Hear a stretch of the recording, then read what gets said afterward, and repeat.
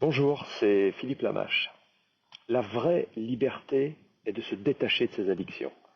Addict aux séries sur Netflix, au sucre, au café, aux cigarettes, à l'alcool, à la drogue, aux médicaments, aux femmes, aux jeux, au sport, au téléphone, à l'argent. Les addictions revêtent des formes très différentes. On les qualifie parfois naïvement d'habitudes, mais lorsque l'on doit s'en séparer, alors on s'aperçoit que ce ne sont pas que de simples habitudes. Elles vous attachent, elles vous clouent, elles font de vous quelqu'un qui ne décide plus, tributaire de ses pulsions, incapable de dire non. Vous vous êtes installé confortablement dans cet univers de consommables sans vous en rendre compte, en glissant peu à peu. Vous avez troqué votre libre arbitre pour devenir un esclave, inconscient de son état, capable même de faire l'apologie de ses addictions mortifères à grands coups de il faut profiter de la vie, on ne vit qu'une fois, je suis épicurien. Avez-vous au moins lu Épicure? Croyez-moi, la vraie liberté est de rompre avec ses addictions, de décider de se séparer de toutes ces enclumes. Comme pour une montgolfière, enlever du lest est certainement la meilleure façon de s'élever.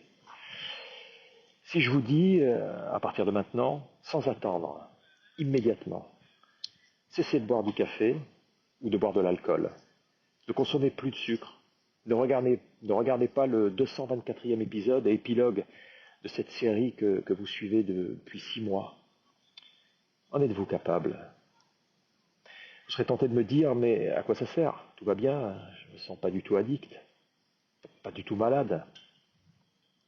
Je bois que quelques cafés et que quelques verres d'alcool.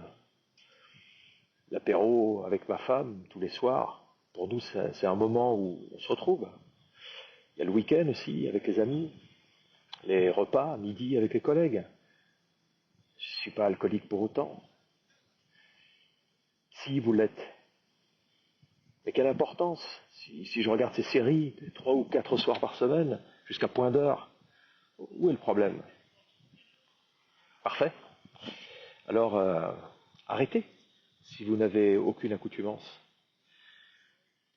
Est-ce que vous vous faites vraiment plaisir à fumer dehors, au froid et au vent, avoir le teint gris, les dents jaunes, et cette odeur de tabac froid qui vous poursuit, et vos capacités pulmonaires qui déclinent à vue d'œil? À 30 ans, vous êtes parfois plus capable de courir 100 mètres. Et cette menace persistante du cancer des poumons, de la gorge, de la bouche, on en parle? Est-ce que vous vous faites vraiment plaisir lorsqu'après avoir abusé de l'alcool, vous avez des douleurs hépatiques, mal à la tête, et cette désagréable sensation que vous ne devriez pas continuer sur ce chemin? La culpabilité. Votre poids et votre apparence physique vous le rappellent quotidiennement. Et toute cette nourriture industrielle qui vous rend malade, qui fait de vous le réceptacle d'innombrables pathologies morbides et qui vous alourdit au point où vous ne pouvez plus vous habiller, plus sortir, tellement votre image vous est insupportable. C'est du plaisir. On ne va pas énumérer point par point toutes les souffrances qu'infligent les addictions. La liste est tellement longue. Sauvez-vous de ces prisons et cessez de leur trouver de quelconque intérêt. Il n'y en a pas.